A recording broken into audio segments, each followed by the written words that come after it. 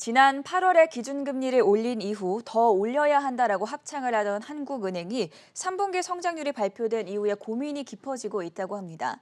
3분기 성장률이 예상외로 좋지 않았고 또 조만간 발표된 물가도 만만치 않을 것으로 예상이 되는데 다음 달에는 올해 마지막 금통위를 남겨두고 있습니다. 과연 추가적으로 기준금리를 올려야 할지 오늘 이 문제 알아보는 시간 마련했습니다. 한국경제신문의 한상준 눈설위원과 함께합니다. 어서 오세요. 네, 안녕하십니까?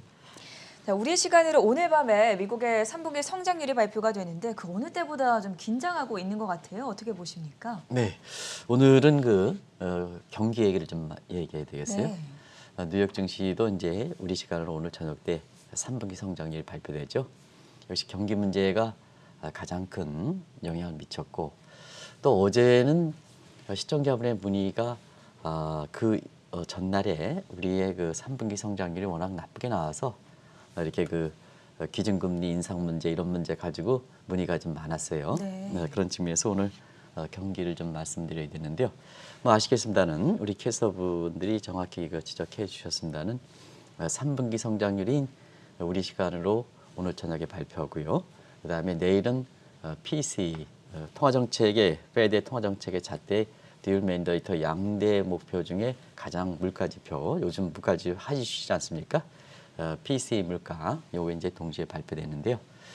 사실 지금의 3분기 성장률에서는 일전에 한번 말씀드렸습니다는 예상은 3에서 3.5% 우리가 애틀란타 GDP 나오라든가 이렇게 보면 한 3에서 3.5% 사이 대체로 3.3%, 3.2% 정도 하는데 이게 3% 밑으로 하회하느냐 이 여부를 좀 말씀드린 적이 있었습니다. 근데 이제 지금 예상이 나오는 게 우리 캐서분의 아침 방송에서는 2.8% 나온다는 거 아니겠습니까? 그렇죠. 그게 장 막판에 뉴욕 증시에 이렇게 알려지면서 사실 오늘 나스닥이라든가 이런 지수를 보면 하이라이트가 이제 나스닥이니까 나스닥 지수를 보면 장중에 좋았거든요. 네. 다우존스도 좋았건데 마지막 떨어지는 게 전부 채권 시장도 금리가 마지막 저렇게 많이 다 떨어졌습니까? 네. 그래서 사실 상무부에서 발표하는 3분기 성장률이 3% 밑에 떨어지는 게 아니냐. 그래서 경기 둔화 우려 이것이 3대 지수를 끌어내렸다 이렇게 보이됐습니다. 반면에 미국 시간으로 내일 발표는 10월 PCE 물가가 3월 달에 전년 동월비 9월 달에 전년 동월비 3.6%거든요. 이것을 좀 상회하느냐. 그럼 이제 시청자를 한번 보겠습니다. 두 요건이 충족된다면 성장률이 3% 밑으로 떨어지고 그다음에 물가가 이렇게 올라간다면 스태그플레이션 우려가 이제 급부상하게 되겠죠. 이런 것이 되는데요. 오늘 장 마지막에 미국 증시의 모습을 보면 스태그플레이션 우려가 경우에 따라서는 확산될 가능성도 미리 예고하는 것이 아닌가. 그런 것이 투자자 입장에서는 선제적으로 이렇게 차익 실현이든가 이런 쪽에서 주식을 매도한 것이 아닌가 이렇게 보고 있습니다.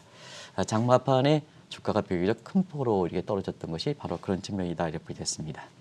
그런데 오늘 미국의 월가에서 이렇게 보면 장마판 직전까지만 하더라도 사실 테슬라의 주가에 대해서 우리 서학개미분들도 굉장히 관심이 높지 않습니까? 그렇죠. 그래서 장마판 적전까지도 테슬라 주가에 대해서는 고 이렇게 했습니다. 여기 한번 보시겠습니다. 장중에는 $1,070까지 갔거든요. 고 해서 마지막에 3분기 성장률이 3% 밑으로 떨어질 것이다 하는 이런 게 영향을 받았습니다는 건실하게 버텨서 어제 대비해서 42% 가깝게 올라서 사상 최고치를 기록했다. 이것이 전반적으로 3대 지수가 이렇게 안 좋은 가운데 나스닥 지수를 이렇게 전일 대비해서 상승세로 소폭이긴 하지만 돌아왔던 직접적인 배경이 됐다 이렇게 보이됐습니다. 아무래도 이제 우리 시청자분께서는 워낙 올해 연초서부터 이런 얘기를 많이 했죠. 천슬라, 그 다음에 이제 1억 비트, 그리고 10만 전자 얘기했는데요. 이렇게 세 가지 이렇게 볼 때는 일단 천슬라는 달성했어요. 그래서 이 다음에 이렇게 진행자로 나오시는 유동훈 본부장이 있는데요. 이분이 천슬라 굉장히 주장했던 분이거든요. 그렇죠. 그래서 제가 테슬라 방송을 지난 3일 전인가 얘기하면서도 천슬라 얘기가 유동훈 본부장의 트레이드 마크이기 때문에 천슬라 얘기를 좀 자제해서 그런데요. 네. 그분한테 방송이 끝나고 나서 아이고 축하드리겠습니다 이렇게 하는데 사실 지금 우리 방송 이후에 맡고 있는 유동훈 본부장 그리고 여성극 앵커 중에서 정인성 앵커죠. 정인성 앵커가 아주 인기가 많죠. 네. 그래서 아주 지금 활약이 아주 이렇게 많은 사람들입니다. 그래서 천스라는 달성했는데 지금 1억 비트는 우리도 이 방송을 통해서도 올해 연내 1억 비트는 좀 어렵지 않느냐. 연중 최고치는 그 6만 5천 달러는 달성해더라도 네. 1억 비트는 어렵지 않느냐. 오늘 비트코인이 6만 달러 밑으로 떨어졌습니다. 5만 8천 달러에서 연중 최고치는 달성했지만 1억 비트는 지금 상태에서 좀 어렵지 않겠느냐. 미국의 그 센트럴 뱅크 디지털 커런시가 나오면 또 영향을 받게 되거든요. 트레이드 관계 때문에. 네, 그리고 10만 전자는 가장 어려운 것 같습니다. 10만 전자는 지금에 볼 때. 그래서 우리가 연초부터 많은 그 동학개미, 서학개미, 비트코인의 가장 기대 수준이었던 천슬라, 그다음에 1억 비트, 10만 전자는 천슬라는 달성한다 하더라도 1억 비트라든가 10만 전자는 연내 달성이 어렵지 않겠느냐는 것이 지금의 비트코인과 그다음에 삼성전자를 비롯한 우리의 대형주 시장이다 이렇게 보겠습니다. 오늘 밤에 미국의 3분기 성장률이 발표가 되는데 만약에 정말 3% 밑을 좀 하회를 하게 된다면 아무래도 페드의 통화 정책에도 영향을 줄 것 같은데요. 여기에 대해서도 관심이 커서 좀 테이퍼링 관련해서는 어떻게 보십니까? 네, 우리도 이제 9월서부터 이게 10월달에 발표에는 3분기 성장률, 미국의 성장률에 주목하실 필요가 있다 하는 말씀을 드리는데요. 네. 그것이 미국의 통화 정책, 페드의 통화 정책과 맞물려 있기 때문에 그렇거든요. 그러면 3분기에 지금의 예상선에서 3%대 걸리면 2분기 성장률이 시청자 여러분 2분기 성장률이 미국의 6.7%, 6.6% 이렇게 되거든요. 그러면 이제 3분기 성장률이 3.3% 되면 우리가 얘기하는 슬로우플레이션 얘기가 나올 겁니다. 그래서 성장률이 둔화세역에 사실 물가가 올라가는 슬로우플레이션에 해당되는 거고요. 네. 그다음에 성장률이 3% 밑으로 떨어지면 스태그플레이션이 된다 이렇게 보시면 됐습니다. 그러면 이제 통화 정책에 영향을 받겠죠. 그런 상태에서 우리 캐서분이 얘기하는 것처럼 2.8%가 나오면 11월 달에 올해 마지막 남은 두 차례 회의에서 11월 달에 12월 달은 통화 정책 변화를 잘 모색하지는 않습니다. 다음 연대 통화 정책 방향을 결정하기 때문에 그러면 이제 어떻게 보면 통화 정책의 금리 수단이라든가 이런 것을 변경하는 11월 달에 네. 테이퍼링이 어떻게 될 것이냐 하는 측면에 있어서 굉장히 중요한 문제거든요.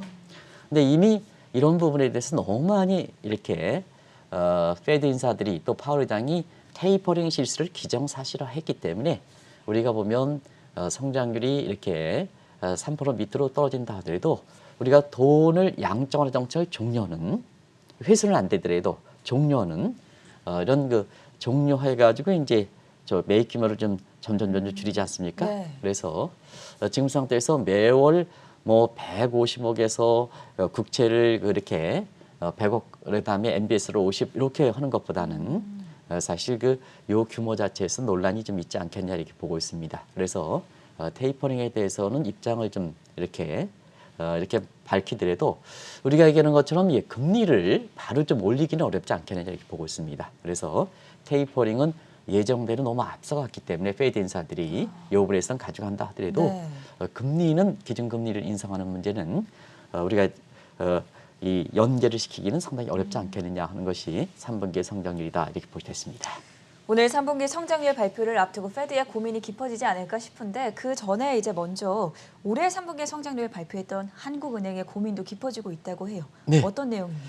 3분기 성장률이 발표하고 나서 한국은행의 고민이 많을 겁니다. 네. 많아서 그런데요. 왜 그러냐면 너무 합창하면 문제가 있다는 얘기입니다. 우리도 이 방송을 통해서 금리를 이렇게 올릴 필요가 있느냐 8월 달 거기에 대해서 가장 신중한 입장을 얘기했고요. 그 이유에서도 이 마치 무슨 금리 인상이 왼수 가진 것처럼 그렇게 해서 시청자분한테 욕을 얻어먹었는데요. 왼수 가진 것처럼 마치 그 이주열 총재를 비롯해서 경기 상황은 수시로 변하는데 네. 마치 그 합창하듯 추가 금리 인상을 얘기하느냐 이런 쪽으로 해서 이렇게 방송을 진행해 왔던 거거든요. 뭐 아시겠습니다는 우리나라의 코로나 사태 이후에 지난해까지 디플에 올려 하다가 사실 금리 인상 문제가 나왔던 것은 올해 5월 금통입니다. 이때의 그 연내 금리 인상 가능성을 시사했는데요. 이때에 유명한 용어들이 있었죠.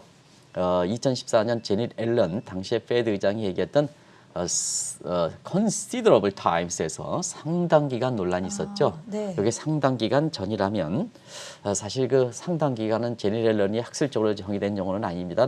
한 6개월 정도 제니 옐런이 첫 페드 의장이 돼서 2월 달 취임하고 3월 달 2014년 3월 달에 컨시더러블 타임이 정확하게 얼마입니까? 그랬더니 제니 옐런이 6개월 정도입니다. 해서 그게 6개월이거든요. 학술적으로 정의된 용어는 아닙니까? 네. 그러다 보니까 5월 달 금통위에서 다 해서 이주열 총재께서 상당 기간보다는 좀 이렇게 짧지 않느냐. 그래서 그 추정이 5개월 정도 나오니까는 사실 10월 달, 11월 달 정도 이렇게 나왔던 거거든요. 그래서 시청자 여러분 5월 달에 금통위 열 때는 10월 달, 11월 달. 우리는 이제 11월 달이 마지막이니까 금통위가. 그래서 10월 달, 11월 달 인상선이 나왔거든요. 근데 느닷없이 이제 이게 더 앞당겨진 거죠. 8월 달에 자, considerable times가 아니라 someday, sometimes 어느 날 갑자기 금리를 올렸다. 8월 달이 원래 당초 예상에서는 10월 달, 11월 달인데 8월 달에 금리를 전격적으로 올렸죠. 그래서 코로나 사태 이후에 금리를 내리다가 내리는 추세를 대비한다면 1년 3개월 만에 금리를 0.25%포인트 올렸고요. 인상 조치를 보면 한국에서 금리를 인상한다, 인상 조치를 기점으로 한다면 2018년 11월 이후에 2년 9개월 만에 금리를 올렸죠. 이 또한 사실 그 기간이 오랜만에 금리를 올렸기 때문에 이렇게 시청자 여러분께서 국민 입장에서는 경제 여건에 관계없이 그 자체가 화제가 됐었고요. 또 아시아 국가 중에서는 한국의 금리를 가장 많이 빨리 올렸거든요. 네. 그래서 이 또한 화제가 됐던 얘기입니다. 근데 문제는 8월에 금리도 이렇게 someday, sometimes라는 표현을 쓸 만큼 경제 주체들이 예를 들어서 아무리 빨려들어도 10월, 11월 정도 이렇게 올릴 거서 사실은 우리 경제 상황으로 보면 10월 달, 11월 달 올리는 것도 굉장히 문제가 있을 수가 있었거든요. 근데 이게 8월 달에 전격적으로 올리다 보니까 준비가 안 됐지 않습니까? 이런 상태에서 8월 달에 금리를 인상한 것도 굉장히 말이 많았습니다는 계속해서 그 위에 이주열 총재를 비롯해서 추가적으로 금리를 계속 올리겠다 이렇게 얘기하니까 사실상 뭐냐 이 문제에 대해서 자 그러면 금리를 올려놓고 저금리고 그래서 저금리 때 더 올리니까 우리나라의 적정금리가 얼마큼이냐 때 맞춰서 한국은행에서 공식적으로 적정금리를 얘기하지 않겠죠. 그러다 보니까 금통위에서 금융연구원에서 테일러 준칙을 동원해서 사실 적정금리가 2.5다. 그러면 0.75니까 1.8%포인트 이상 더 올려야 된다. 네. 이런 쪽이니까 충격이 됐었던 거죠. 그래서 전반적으로 볼 때는 금리 인상과 금리 인상의 실제로 구체화 나가는 것이 굉장히 앞서갔다. 굉장히 마치 합창하듯 앞서갔다. 이런 상태에서 3분기 성장률이 상당히 안 좋게 나오다 보니까 한일의 고민이 굉장히 높아지는 것이 아닌가 이렇게 보고 있습니다. 그것이 어제 시청자분이 3분기 성장률이 나온 이후에 사실 시청자의 분위기가 많았다 이렇게 보게 됐습니다. 올해 3분기 성장률이 어떻게 나왔길래 이렇게 한국은행의 고민이 깊어지고 있는 겁니까? 네, 정피디랑 같이 3분기 성장률이 나온 것을 자막을 걷고 어떤 게 문제가 있느냐 하는 것을 같이 한번 보겠습니다. 뭐 다들 아시겠습니다는 3분기 성장률 발표 이후에 용어들이 나오죠. 슬로우플레이션, 현대경제연구원 이런 데서는 슬로우플레이션 우려, 경우에 따라서는 스태그플레이션 우려 이런 게 나오죠. 그러면 이제 한번 슬로우플레이션과 스태그플레이션은 성장률과 물가 수준입니다. 한건 소비자 물가가 되겠는데요. 이런 것을 한번 보겠습니다. 자, 우리 성장률이 1분기 전분기 대비, 그래서 이건 우리는 연율이 아니고 전분기 대비입니다. 그럼 에스테리크 4승 때리면 미국과 같은 전기 연율이 되는 겁니다. 그럼 1분기 1.7% 많이 올랐죠.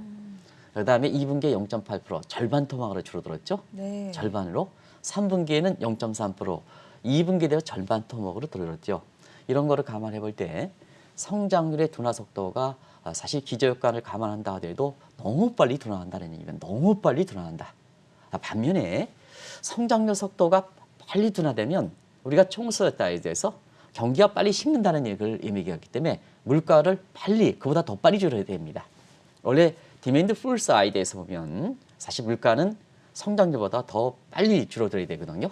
근데 성장 속도는 저렇게 빨리 둔화되는데 절반 토막씩 둔화되는데 물가를 한번 보겠습니다.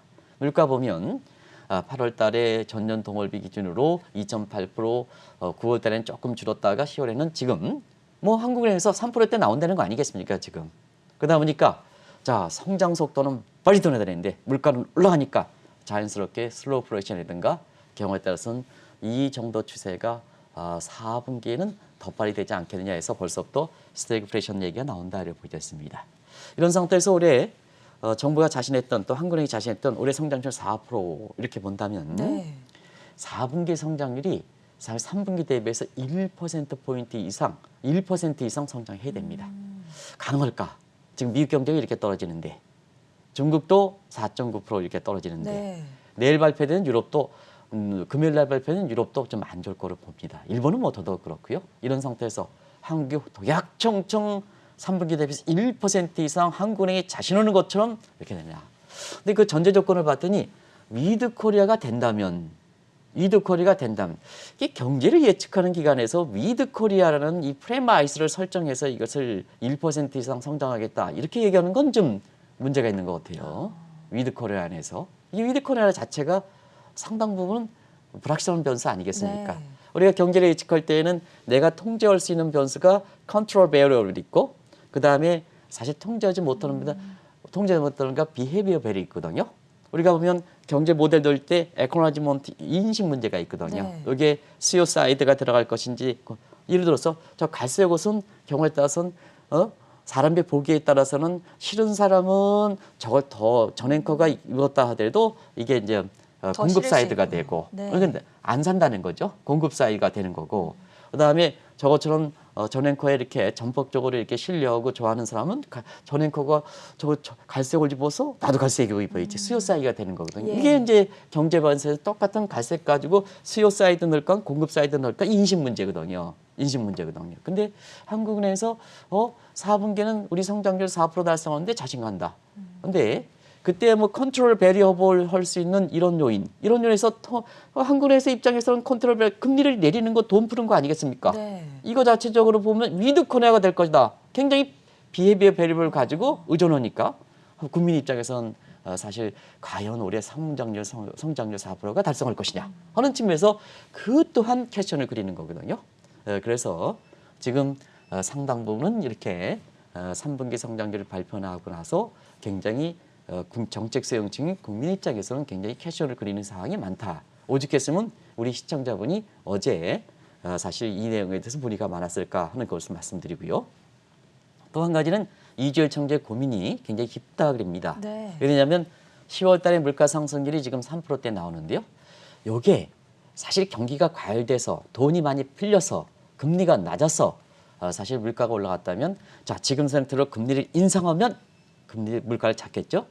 디맨드 풀 사이드에 물가는 긴축을 취존하면 금리 인상하는 긴축을 잡을 수가 있습니다.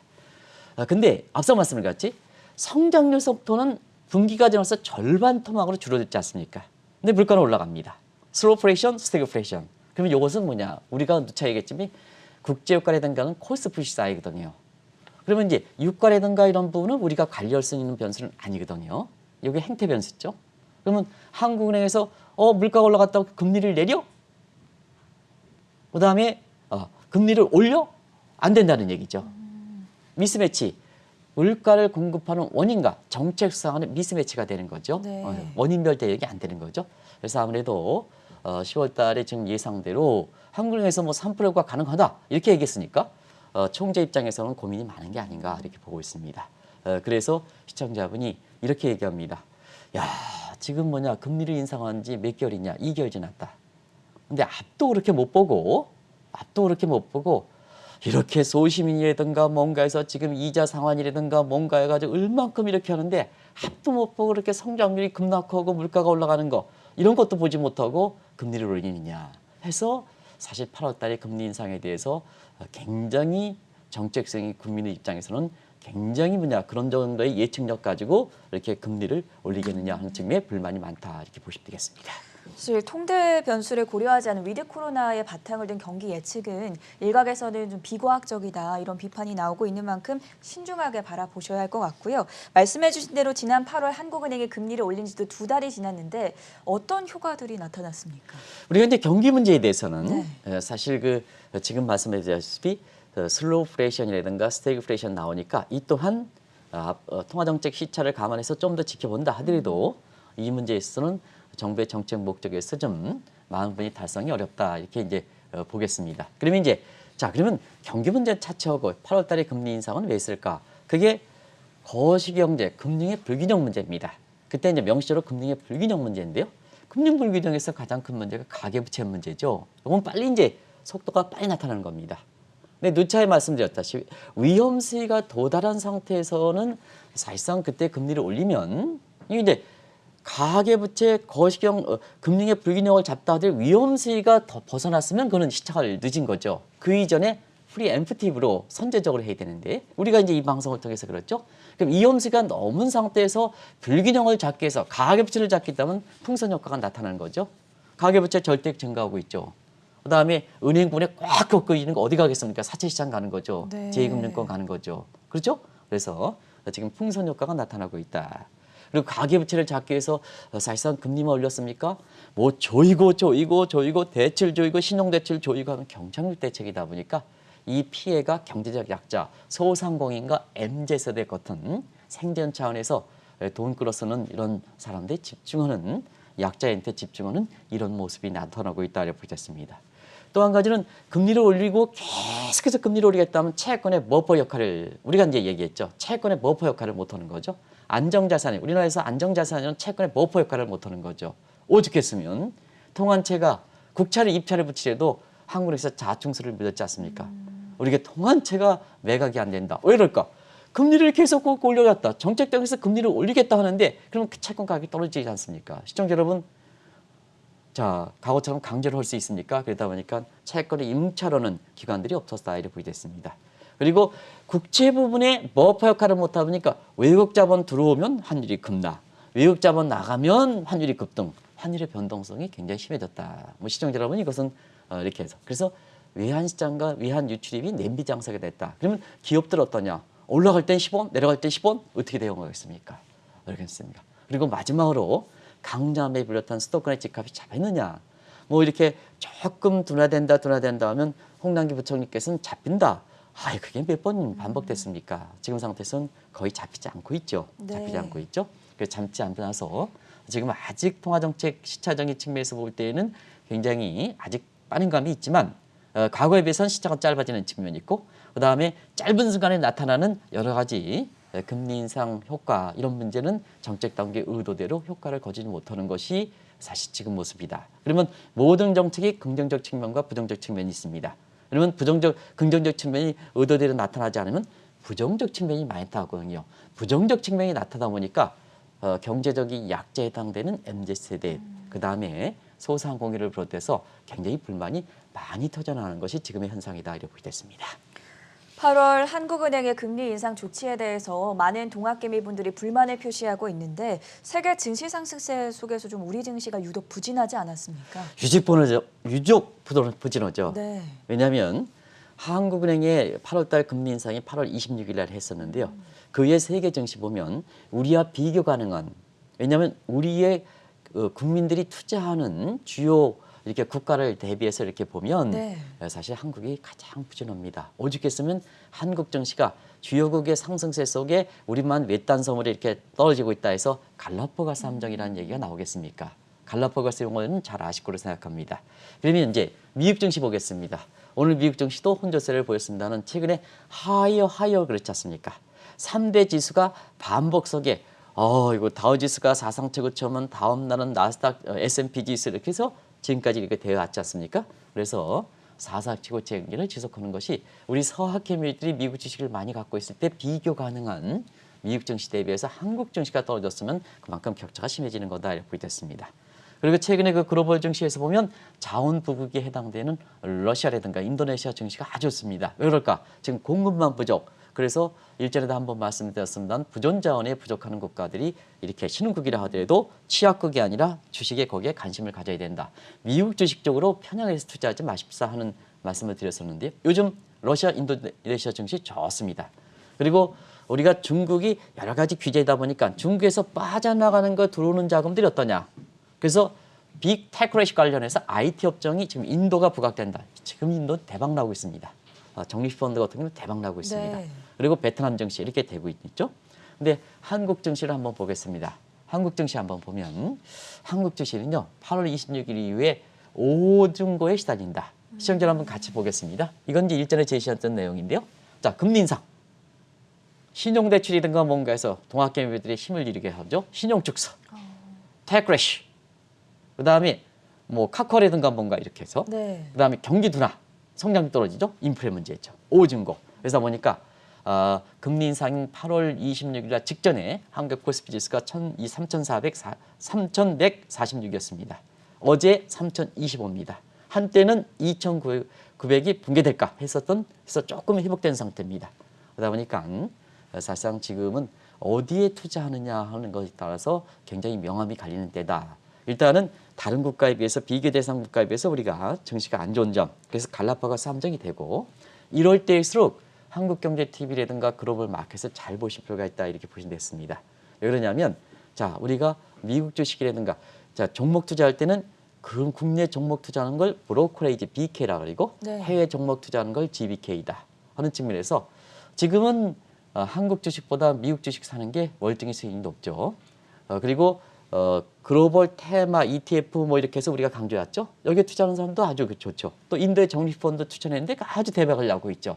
그리고 통화적인 측면에서 같은 글로벌 ETF를 하더라도 그다음에 GBK 해외 종목 투자 하더라도 국내 증권사 중에 일부 해외 주식을 했는데 베이스 커런시를 원화로 결제하는 것은 안 된다. 왜냐? 올해는 환율이 1,082원에서 지금 1,170원대 가니까 환율만 하더라도 8차이지 않습니까? 네. 그래서 증권사별로 해외 종목 투자하더라도 베이스 커런시를 원화로 하면 안 된다. 달러로 해야 된다. 그래서 지금 상태에서 이렇게 갈라파고스 함정 우리가 함께 사실 그 GBK가 중요성, 글로벌 ETF의 중요성 그리고 강세국의 통화는 올라가거든요. 그래서 강세국 통화를 해야 되는 겁니다. 그래야지 환차익이 기대되는 거거든요. 그래서 베이스 커런시를 언제 가느냐에 따라서 올해의 주식 투자라든가 그다음에 금융상품 투자의 재테크에 명암이 많이 갈렸다 하는 걸 말씀드리겠습니다. 지금 오중거 코스피를 보니까 이럴 거면 왜 금리를 올렸냐라고 불만 소리를 내고 있는 동학개미 분들의 심정에 저도 이해가 갑니다. 이런 불만 8월 금리를 올릴 때부터 사실 예견이 됐었죠. 저희들도 뭐 이 방송을 통해서 금리를 올릴 때는 아니다 하는 걸 눈치에 네. 말씀드렸었지 않습니까? 그런 측면에서 8월부터 어느 정도 예고됐다. 지금 갑자기 나온 것은 나왔다 하면 한국은행의 디펜스 문제가 어느 정도 공감대가 뭐 그 이후에서부터 예를 들어서 그 이후에 뭐 이상한 일이 있더라. 우리 예측하기 어렵다. 이렇게 되지만 8월부터 우리 국민들 입장에서는 금리를 올리면 안 된다. 입장이다 보니까 정부가 어거지를 써서 올렸다는 얘기입니다. 그런 측면이 돼 있는 거거든요. 그런 측면에서 작년에 올해 그 8월 달에 금리를 올릴 때 MZ세대든가 소상공인은 금리를 올리면 거리를 내몰리지 않습니까? 이런 측면에 그리고 대한상의 입장에서 기업을 대변하는데요. 자, 기업이 금리 인상을 한다면 내년도에 좀 해줍사 하는 걸 정책 건의를 했습니다. 그리고 원재 가격과 같은 이런 금리를 물가가 올라가는 게 원재 가격이 올라가는데 왜 금리를 올려가지고 잡겠다 하는 거냐.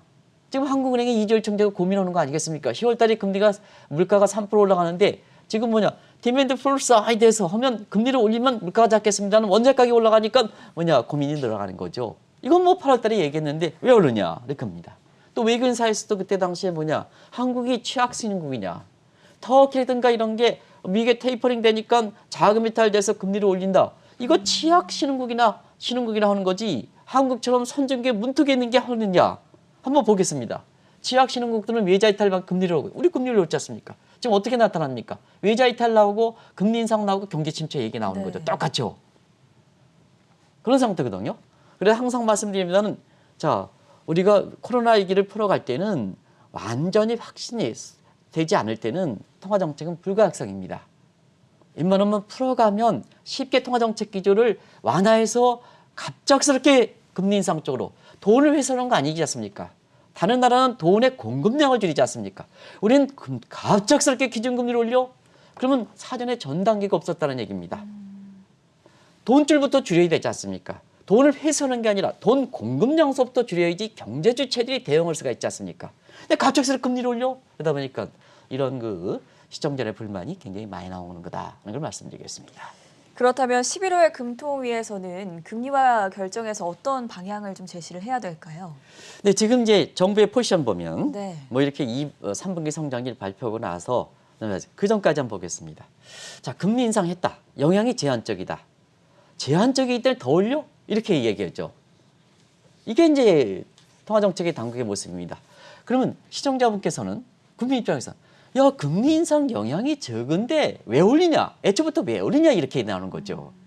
경제적 약자들이 소상공인이라든가 생각하면 네. 애초부터 금리 인상 영향이 제한적이다 하면 금리를 더 올려야 되느냐? 영향이 지금 애초부터 왜 금리를 올리느냐? 이렇게 부작용이 많이 나타나는데 이렇게 이제 되는 거죠. 그리고 우리가 이제 물론 한국에서 나온 건 아닙니다만 테일러 준칙이라는 것은 이건 사실 지금은 우리가 보면 이 테일러 준칙은 물론 이제 훌륭한 테일러 교수가 스탠포드인가요? 거기 교수님입니다는 아주 이분도 이게 경제 상황에서 볼 때는 일반 상식이 통한다, 시스템이 통한다, normal society. 그 다음에 정태적이다 할 때 테일러 준칙이 적정금리 산출하는 방식으로 했던 겁니다. 근데 지금 시청자 여러분 이렇게 과거 금리가 그대로 적용하는 이런 시스템이 정착된 단계입니다. 그렇지 않지 않습니까? 앱노멀이든가 뉴노멀 소사이티 아닙니까? 그리고 지금 뭐냐 얼마나 역동적으로 동태적이지 않습니까? 그래서 우리가 한국금융연구원에서 테일러 준칙에서 굉장히 민감할 때 한국의 적정금리 수준이 2.5%입니다. 0.75%, 1.8%에 더 올려야 됩니다. 이런 연구 보고서가 나왔기 때문에 혼란스러웠던 거거든요. 지금 어떻게 될 것이냐 하는 측면에서 제가 동태적 통화 정책에 페드가 취하는 정책이 옵티멀 컨트롤 룰 최적 통화 정책입니다. 우리가 점도표 보면 매 회의 1년에 4번 회의 전망 때마다 점도표의 낫프로트가 다르지 않지 않습니까? 네. 그때 상황을 빨리빨리 금리 인상이라든가 이런 게 반영한다는 얘기입니다.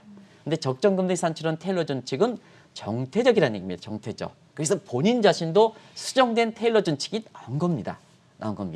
그런데 어마하게 준저부정적인 성격을 갖고 있는 금융연구원에서 갑작스럽게 민감한 성격이 있을 때 테일러 준칙을 보면 2.55%다. 1.8%포인트 더 올려야 되는 거냐 하는 이런 문제가 나왔던 거죠.